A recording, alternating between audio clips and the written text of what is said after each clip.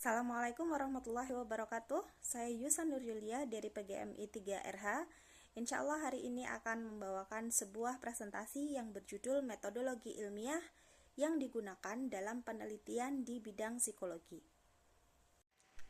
Pengertian metode ilmiah. Metode ilmiah merupakan tata cara, aturan, atau prosedur yang dapat ditempuh untuk mendapatkan pengetahuan. Kata metode sendiri menurut KBBI adalah cara teratur yang digunakan untuk melaksanakan suatu pekerjaan agar tercapai sesuai dengan yang dikehendaki. Cara kerja yang bersistem untuk memudahkan pelaksanaan suatu kegiatan guna mencapai tujuan yang ditentukan. Sedangkan kata ilmiah menurut KBBI adalah bersifat ilmu, secara ilmu pengetahuan, memenuhi syarat atau kaidah ilmu pengetahuan. Dengan demikian, metode ilmiah manusia dapat mengikuti langkah-langkah yang sistematis yang telah dikaji dengan seksama dalam memperoleh pengetahuan yang disebut ilmu. Metode ilmiah diterima secara universal di abad ke-19 dan sampai sekarang ini merupakan metode yang digunakan oleh para peneliti dalam melakukan penelitian. Metode ilmiah terus berkembang dari waktu ke waktu. Suatu metode ilmiah pada suatu masa bisa menghasilkan pengetahuan yang berguna dan akurat untuk suatu masa, tetapi dapat berkembang di masa yang akan datang. Dengan demikian, para peneliti ilmiah tidak dapat menggunakan hanya satu metode ilmiah, karena metode ilmiah adalah gabungan dari teknik logika, teknik eksperimen, standar evaluasi, bahkan standar etika. Begitu menurut Jarrad tahun 2001. Berikut saya akan memaparkan metode manusia mendapatkan pengetahuan. Yang pertama itu adalah dari intuisi. Intuisi adalah pendekatan pertama yang dapat dilakukan untuk memperoleh pengetahuan yang akan diperiksa. Menurut KBBI, insting adalah daya atau kemampuan mengetahui atau memahami sesuatu tanpa dipikirkan atau dipelajari, bisikan hati atau gerak hati. Dengan menggunakan intuisi, manusia dapat terlihat mempunyai pengetahuan pada hal tertentu. Intuisi mengandalkan pada pembenaran seperti, itu terasa benar untuk saya, atau saya percaya kepada hal ini, walaupun saya tidak dapat memberitahukan alasannya kenapa.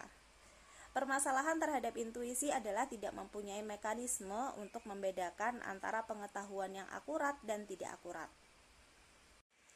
Metode manusia mendapatkan pengetahuan yang lain adalah kewenangan. Di dalam pendekatan untuk mendapatkan pengetahuan dapat diperoleh dari seseorang yang dihargai atau mempunyai kewenangan untuk pengetahuan tersebut. Permasalahan dengan cara ini adalah informasi atau fakta yang disampaikan oleh pihak yang berwenang dapat saja tidak akurat, apalagi jika pihak yang mempunyai kewenangan mengharuskan kita menerima apa yang diinformasikan. Hal ini tidak dapat diterima dalam pendekatan ilmiah. Berikutnya adalah rasionalisme. Di dalam pendekatan pengetahuan itu didapatkan melalui proses pemikiran, dengan asumsi bahwa pemikiran dengan argumentasi yang benar akan menghasilkan pengetahuan yang benar. Menurut KBBI, rasionalisme adalah teori atau paham yang menganggap bahwa pikiran dan akal merupakan satu-satunya dasar untuk memecahkan problem atau kebenaran yang lepas dari jangkauan indera. Paham yang lebih mengutamakan kemampuan akal daripada emosi atau batin. Di abad ke-16, rasionalisme merupakan suatu cara yang digunakan oleh seseorang untuk sampai kepada kebenaran. Pada saat itu dipercaya bahwa pengetahuan yang dihasilkan dari rasionalisme sama sahnya dengan pengetahuan yang dihasilkan dari pengamatan. Kemudian ada yang dinamakan dengan empirisme. Pendekatan dalam mendapatkan pengetahuan berikutnya adalah melalui yang namanya empirisme. Dalam pendekatan ini, pengetahuan didapatkan melalui pengalaman. Jadi dapat dikatakan bahwa saat sesuatu sudah dialami, maka itu dapat dikatakan sebagai valid dan benar. Empirisme adalah sebuah filosofi sistematis yang dapat ditelusuri kembali ke John Locke yang hidup pada tahun 1632 sampai 1704 dan David Hume yang hidup pada tahun 1711 sampai dengan 1776. Para filsuf ini berargumen bahwa semua pengetahuan didapatkan melalui pengalaman. Asal dari pengetahuan adalah dari kelima indera manusia, yaitu penglihatan, pendengaran, sentuhan, penciuman, dan rasa. Sekarang kita akan membicarakan tentang definisi psikologi. Apa itu psikologi? Kata psikologi muncul sekitar abad 16 dan berasal dari bahasa Yunani, yaitu dari kata psyche yang berarti jiwa dan logos yang berarti ilmu. Bila diartikan secara harfiah, psikologi adalah ilmu jiwa atau ilmu yang mempelajari gejala kejiwaan. Jadi psikologi pada mulanya adalah pengetahuan tentang jiwa manusia. Namun demikian, pengertian jiwa merupakan sesuatu yang abstrak, tidak bisa dilihat dan diungkapkan dengan jelas, sehingga sulit untuk diukur secara objektif. Sedangkan, syarat utama dari ilmu adalah keobjektifannya. Artinya, ilmu itu harus dapat diukur dan harus dapat dibuktikan secara nyata. Oleh karena itu, orang cenderung mempelajari jiwa yang meraga atau menjasmani, yaitu dalam bentuk tingkah laku. Keadaan jiwa seseorang akan melatar belakangi timbulnya tingkah laku. Maka para ahli bersepakat bahwa psikologi adalah ilmu yang mempelajari tingkah laku. Kemudian, apa itu penelitian? Secara sederhana, penelitian merupakan proses mempelajari sesuatu yang berupa fakta atau fenomena dengan menggunakan cara-cara tertentu yang disebut sebagai metode ilmiah. Penelitian merupakan pemikiran yang sistematis tentang berbagai jenis masalah yang pemecahannya memerlukan pengumpulan dan penafsiran kata-kata. Ini adalah pendapat dari seorang ahli yang bernama Penny. Kemudian menurut Suprapto, penelitian itu merupakan penyelidikan dari suatu bidang ilmu pengetahuan yang dijalankan untuk memperoleh fakta-fakta atau prinsip-prinsip dengan sabar, hati-hati, dan sistematis. Mengacu pada tujuannya, menurut Sutrisno Hadi, penelitian dapat diartikan sebagai usaha untuk menemukan, mengembangkan, dan menguji kebenaran suatu pengetahuan. Kemudian, penelitian itu jenisnya ada banyak ya. Tadi sudah kita singgung bahwa metode ilmiah itu atau sebuah penelitian tidak bisa hanya menggunakan satu metode. Nah, kita akan membicarakan mengenai jenis-jenis penelitian berdasarkan perspektifnya. Nah, yang pertama adalah penelitian berdasar pendekatan. Berdasar pendekatan pelaksanaan penelitian, penelitian dapat digolongkan ke dalam dua jenis, yaitu penelitian longitudinal dan cross-sectional.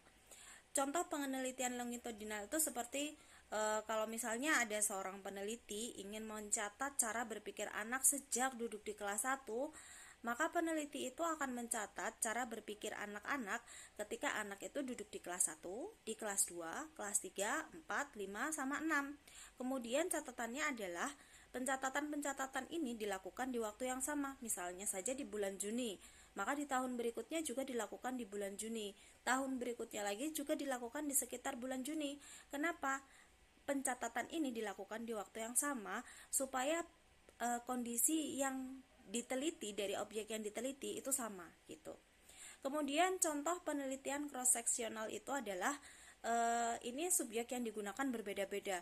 Misalnya terdiri dari beberapa sekolah. Contohnya saja meneliti tentang kondisinya cara berpikir anak sekolah dasar gitu di suatu waktu tertentu, tapi dari 10 sekolah gitu. Jadi peneliti ini akan melakukan pencatatan cara berpikir anak sekolah dasar secara serentak dari semua kelas di semua sekolah dasar yang diteliti. Berikutnya adalah penelitian berdasar pendekatan analisis. Berdasarkan pendekatan analisisnya, penelitian dapat diklasifikasikan ke dalam dua jenis, yaitu penelitian kuantitatif dan penelitian kualitatif. Ini insya Allah kita semuanya pernah mendengarkan ya. Nah, penelitian kuantitatif menekankan analisisnya pada data-data numerikal, yaitu berupa angka yang diolah dengan metode statistika. Pada dasarnya, pendekatan kuantitatif dilakukan pada penelitian inferensial, yaitu dalam rangka pengujian hipotesis, dan menyandarkan kesimpulan hasilnya pada suatu probabilitas kesalahan penolakan hipotesis nihil. Biasanya, penelitian kuantitatif menggunakan sampel dalam jumlah besar. Kemudian, kalau yang namanya penelitian kualitatif, ini menekankan analisisnya pada proses penyimpulan deduktif dan induktif serta pada analisis terhadap dinamika hubungan antar fenomena yang diamati dengan menggunakan logika ilmiah. Kemudian ada yang dinamakan dengan penelitian berdasarkan kedalaman analisis. Ini perspektifnya ya. Jika ditinjau dari segi kedalaman analisis, penelitian dikelompokkan menjadi penelitian deskriptif dan penelitian inferensial.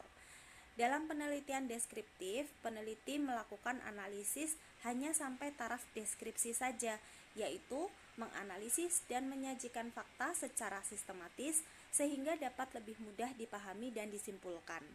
Kesimpulan yang diberikan selalu jelas dasar faktualnya, sehingga semua selalu dapat dikembalikan langsung pada data yang diperoleh. Uraian kesimpulan didasari oleh angka yang diolah tidak terlalu dalam, didasarkan pada analisis persentase dan analisis kecenderungan. Sedangkan penelitian inferensial itu melakukan analisis hubungan antar variabel dengan pengujian hipotesis. Dengan demikian, kesimpulan penelitian jauh melampaui sajian data kuantitatif saja. Dalam penelitian ini dapat dibicarakan tentang besarnya peluang kesalahan dalam pengambilan kesimpulan. Kemudian penelitian berdasar tujuan. Berdasar tujuannya, penelitian ada 3 jenis, yaitu eksploratif, research and development atau yang dikenal dengan R&D, dan verifikatif. Penelitian eksploratif dilakukan ketika kita itu ingin menggali secara luas tentang sebab-sebab atau hal-hal yang mempengaruhi terjadinya sesuatu. Sedangkan penelitian research and development dilakukan ketika kita ingin melakukan pengembangan dalam sebuah bidang, misalnya dalam bidang pembelajaran. Peneliti akan mengadakan percobaan dan penyempurnaan dalam penelitian ini. Sedangkan penelitian verifikatif itu bertujuan untuk mengecek kebenaran hasil penelitian lain yang telah dilakukan sebelumnya dan tidak harus dengan peneliti yang sama ya. Kemudian penelitian berdasar penggunaan. Berdasar penggunaannya, penelitian diklasifikasikan ke dalam 2 jenis, yaitu penelitian dasar atau penelitian murni yang disebut dengan pure research dan penelitian terapan atau applied research. Penelitian dasar atau penelitian murni merupakan jenis penelitian yang bertujuan untuk meningkatkan pengetahuan ilmiah atau untuk menemukan bidang penelitian baru tanpa suatu tujuan praktis tertentu. Ini artinya hasil penelitian tersebut tidak dapat segera digunakan, kecuali untuk waktu jangka panjang. Kemudian kalau penelitian terapan, ini sebaliknya, yaitu merupakan jenis penelitian yang bertujuan untuk meningkatkan pengetahuan ilmiah dengan suatu tujuan praktis. Dengan demikian, hasilnya diharapkan segera dapat digunakan untuk keperluan praktis. Berikutnya adalah penelitian berdasar sifat permasalahan. Berdasar sifat permasalahannya, penelitian diklasifikasikan ke dalam 7 jenis, yaitu penelitian deskriptif, penelitian perkembangan, penelitian kasus dan penelitian lapangan, penelitian korelasional, penelitian kausal komparatif, penelitian eksperimental, dan penelitian tindakan. Penelitian deskriptif merupakan salah satu jenis penelitian yang tujuannya menyajikan gambaran lengkap mengenai setting sosial atau hubungan antara fenomena yang diuji. Dikatakan juga bahwa penelitian deskriptif adalah salah satu jenis metode penelitian yang berusaha menggambarkan dan menginterpretasi objek sesuai dengan apa adanya. Tujuan utama penelitian deskriptif adalah menggambarkan secara sistematis fakta dan karakteristik objek dan subjek yang diteliti secara tepat. Penelitian perkembangan bertujuan mempelajari pola dan urutan perkembangan dan atau perubahan sejalan dengan berlangsungnya perubahan waktu. Pelaksanaannya dapat dilakukan dengan cara longitudinal atau cross-sectional. Kemudian untuk penelitian kasus dan lapangan, ini memusatkan perhatian pada suatu kasus secara intensif dan terperinci tentang latar belakang keadaan sekarang yang dipermasalahkan. Ditinjau dari wilayahnya, maka penelitian kasus hanya meliputi daerah atau subjek yang sangat sempit. Namun, ditinjau dari sifat penelitian, penelitian kasus ini lebih mendalam. Kemudian kalau penelitian korelasional, ini adalah suatu penelitian untuk mengetahui hubungan dan tingkat hubungan antar 2 variabel atau lebih tanpa ada upaya untuk mempengaruhi variabel, sehingga tidak terdapat adanya manipulasi variabel. Penelitian eksperimental merupakan penelitian yang sering digunakan dalam psikologi. Penelitian ini meneliti hubungan sebab akibat dan bukan hanya meneliti hubungan antar variabel.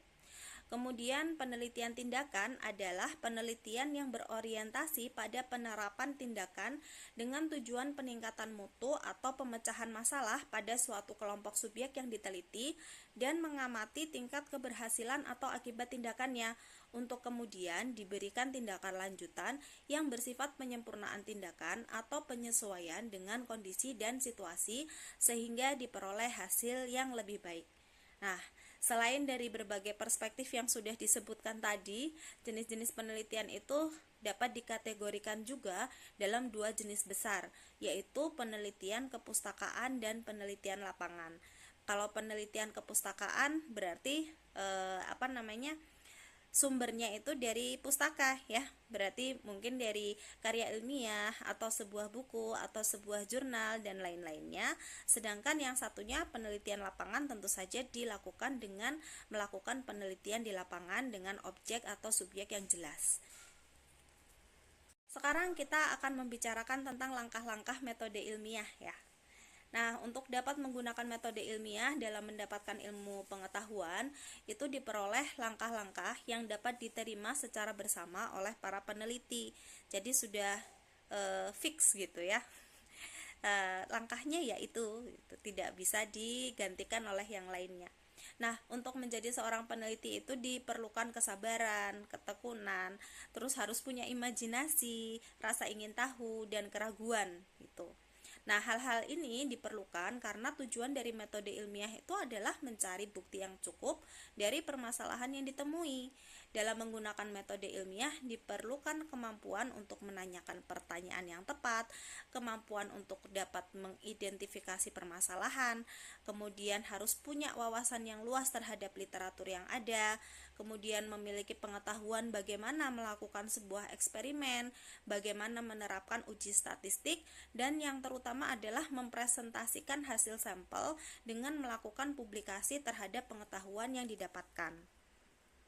Langkah yang pertama adalah perumusan masalah atau pertanyaan.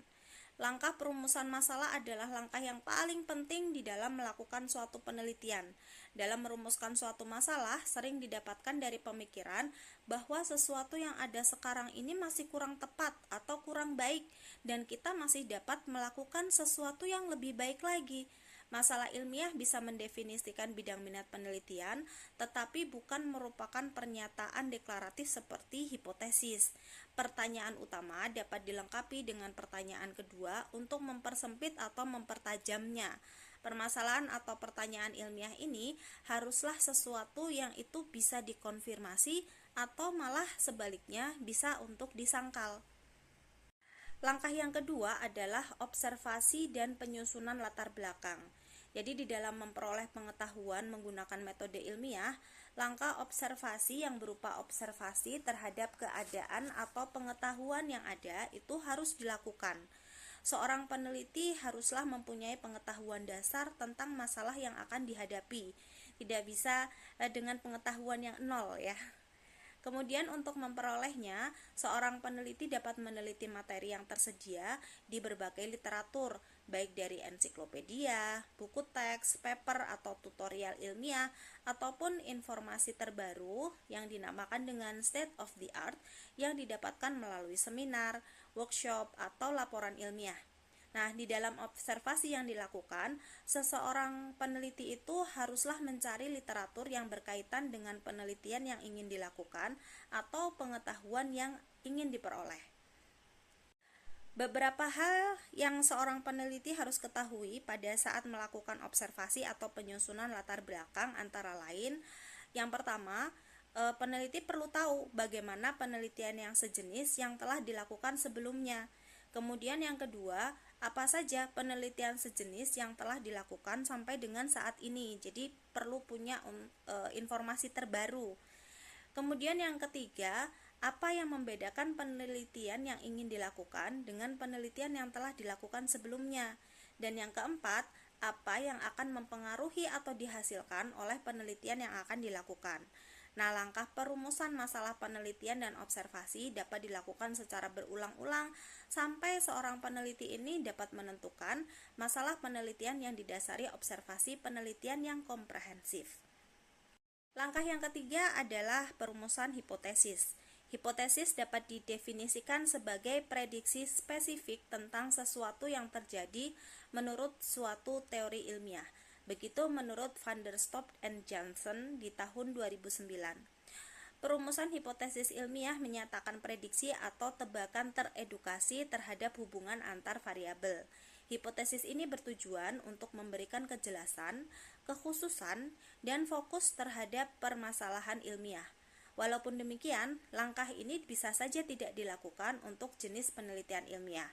Seorang peneliti dapat melakukan penelitian yang sahih walaupun tanpa membangun hipotesis. Di sisi lain, peneliti dapat membangun sebanyak mungkin hipotesis sesuai dengan kepatutannya. Menurut Kumar di tahun 2010, secara spesifik hipotesis akan membantu seorang peneliti dengan yang pertama, perumusan hipotesis membuat penelitian lebih fokus dengan memberikan aspek spesifik dan permasalahan yang diteliti. Kemudian hipotesis memberitahu data apa saja yang akan dikumpulkan sehingga ini bisa membuat peneliti fokus pada penelitiannya. Kemudian yang ketiga sudah disebutkan tadi adalah fokus pada penelitian. Jadi pembangunan hipotesis ini akan meningkatkan objektivitas dalam sebuah penelitian. Kemudian yang keempat, sebuah hipotesis dapat memungkinkan perumusan dari teori yang memungkinkan kesimpulan apa yang benar dan apa yang salah. Pada saat memformulasikan hipotesis, ini dilakukan dengan pernyataan deklaratif, singkat, dan langsung pada intinya. Ada beberapa karakteristik hipotesis yang harus diketahui oleh seorang peneliti. Yang pertama, hipotesis yang dibangun itu haruslah sederhana, kemudian spesifik, dan jelas secara konsep. Kemudian yang kedua, hipotesis itu harus bisa diverifikasi. Kemudian yang ketiga, hipotesis yang dibangun itu harus berhubungan dengan tubuh pengetahuan yang ada. Dan yang keempat, hipotesis yang dibangun ini haruslah dapat diukur. Berikutnya adalah desain eksperimen. Dalam langkah desain eksperimen ini termasuk semua detail dari fase eksperimental. Di dalam penelitian di area teknik, langkah ini termasuk merancang prototipe atau arsitektur dari sistem. Di dalam langkah ini dilakukan identifikasi terhadap variabel-variabel yang akan dimanipulasi dan diukur. Setiap hasil dari penelitian haruslah dapat diukur, yang berarti dengan mengulang prosedur atau kontrol yang dilakukan, maka kita akan mendapatkan hasil yang sama atau tidak bias. Di dalam melakukan eksperimen, seorang peneliti dapat menentukan milestone atau pencapaian-pencapaian yang harus diperoleh dalam penelitian yang dilakukan.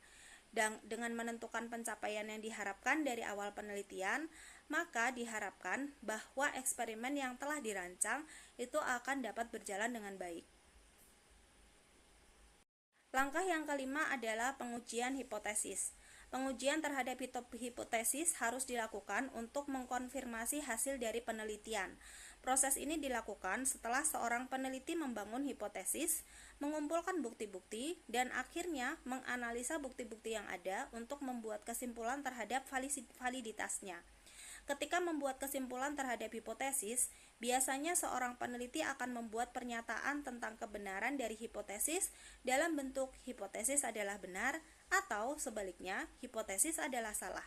Oleh karena itu penting untuk menyusun hipotesis dengan jelas, tepat dalam sebuah bentuk yang dapat diuji. Dalam langkah ini dilakukan implementasi terhadap metodologi yang dilakukan dalam bentuk yang pertama bisa dalam bentuk prototipe atau simulasi, kemudian yang kedua dalam bentuk pilot testing atau uji coba, dan yang ketiga adalah dalam bentuk observasi lapangan atau laboratorium. Langkah yang berikutnya adalah interpretasi atau analisa hasil. Di dalam melakukan interpretasi atau analisa dari hasil penelitian, seorang peneliti harus dapat menunjukkan hasil dari penelitian yang dilakukan. Analisa dapat dilakukan secara kualitatif dan kuantitatif yang meliputi statistik deskriptif, inferensial, clustering, dan sebagainya.